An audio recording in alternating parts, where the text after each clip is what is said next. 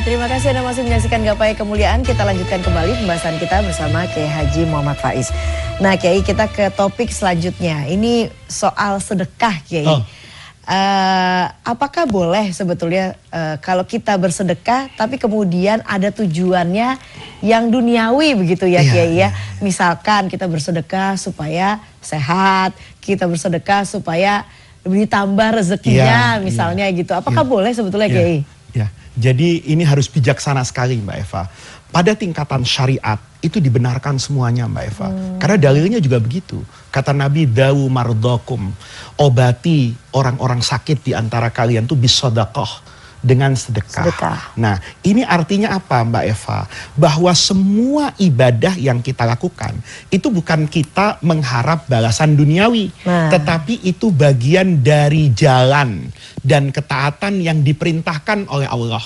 Misalnya gini, Mbak Eva mau kaya, gimana caranya? Ngambil job sebanyak-banyaknya lah dari TV, mungkin di tempat lain. Itu ngapa kok Mbak Eva kok pindah-pindah ya? Di sana bawa misalnya berita, di situ debat politik.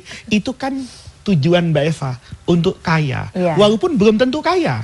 Iya kan? Bisa jadi kan TV yang satunya marah malah diberhentikan dari yang satunya. Nah, yang kayak gini nih Mbak Eva, itu harus kita pahami, itu bukan sebagai tujuan.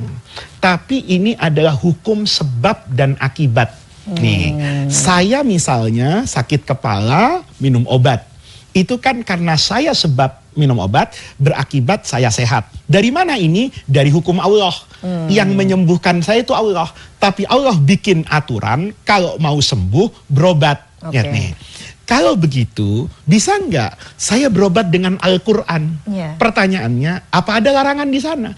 Kalau obat kimiawi bisa menyehatkan, kemudian hati saya baca Quran saja lah. Ini kan perkataan Allah.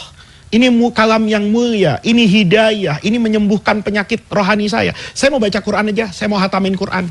Tiba-tiba sembuh. Apa yang salah di situ? Nggak ada yang salah. Karena dalam konteks sebab dan akibat. Sama. Saya mau bersedekah. Mudah-mudahan anak saya diterima di kampus ternama. Ini kan kita masa-masa anak-anak daftar di kampus ini. Atau masa-masa mau S2 misalnya. Diterima di sini. Nah, kayak bapaknya sedekah nih. Atau ibunya sedekah.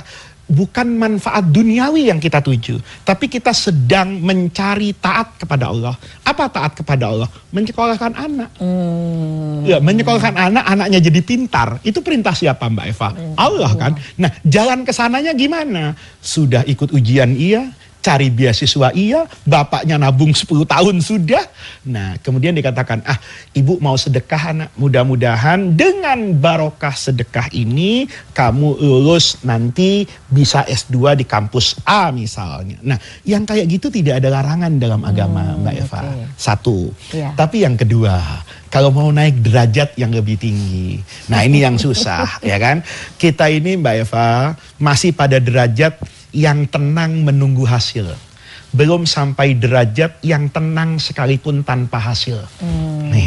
Nih, kalau orang yang tenang menunggu hasil, itu yang sedekah, mau sehat, sedekah mau. Tapi orang yang tenang bahkan tanpa hasil, itu orang yang bersedekah ya bersedekah aja.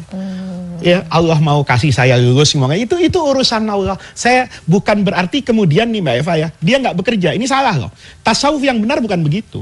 Tasawuf yang benar itu, orang bekerja itu tidak menganggap pekerjaannya tuh menjadi sebab kesuksesan, bukan. Tapi pekerjaan itu menjadi bukti ketaatan dia kepada Allah. Allah nyuruh apa Mbak Eva? Kerja. Allah nyuruh apa? Sholat. Maka saya sholat dan saya kerja, itu bukan sebab kesuksesan saya. Tapi saya sholat dan saya puasa, saya sedekah dan sebagainya, itu karena perintah Allah. Maka saya kerja, perintah Allah, saya sedekah, perintah Allah. Soal apa yang diberikan oleh Allah, itu bukan urusan saya. Nah, ini Mbak Eva, makomnya bukan makom gapai kemuliaan lagi.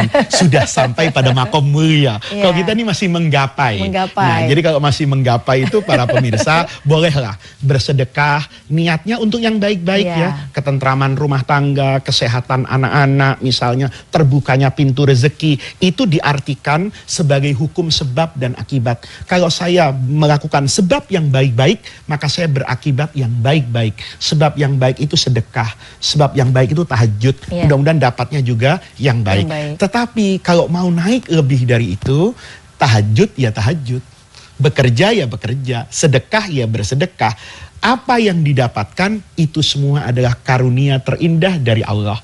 Yang pertama namanya gapai kemuliaan, yang kedua namanya sampai pada kemuliaan. Sampai pada kemuliaan. Nah, apakah kemudian itu bisa kita kaitkan dengan ikhlas begitu, kayak bersedekah ataupun beribadah yang lain dengan keikhlasan ini, Mbak itu Eva, sudah mencapai. Yang saya katakan gitu, perlunya berguru itu ini. Ikhlas itu bukan berarti sedekah tanpa berharap apapun kan. Kalau seperti yang digambarkan saya tadi, itu kan kata-kata guru saya, Faiz, kamu kerja itu karena apa? Karena taat sama Allah. Kamu sedekah itu karena taat sama Allah. Maka ketika kita bersedekah, walaupun tujuan saya, anak saya lulus ujian tuh karena apa? Ya perintah Allah supaya dia pinter. Ketika semuanya itu dalam bingkai ketaatan kepada Allah, maka itu tetap dalam koridor keikhlasan. Gitu loh. Sama halnya Mbak Eva, saya sholat berharap apa? Allah apa surga? Seandainya hari ini Jibril bikin pengumuman, surga neraka ditiadakan sama Allah, sudah mati-mati aja, rasanya berhenti kita sholat. Gitu.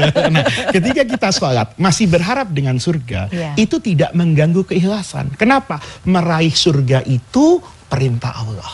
Meraih kebahagiaan hidup itu perintah Allah. Pinter itu perintah Allah. Kaya itu perintah Allah. Sehat itu perintah Allah. Jalani semua dalam koridor ketaatan dan perintah Allah.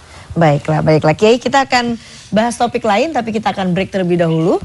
Pemirsa jangan kemana-mana, Gapai Kemuliaan akan segera kembali sesaat lagi.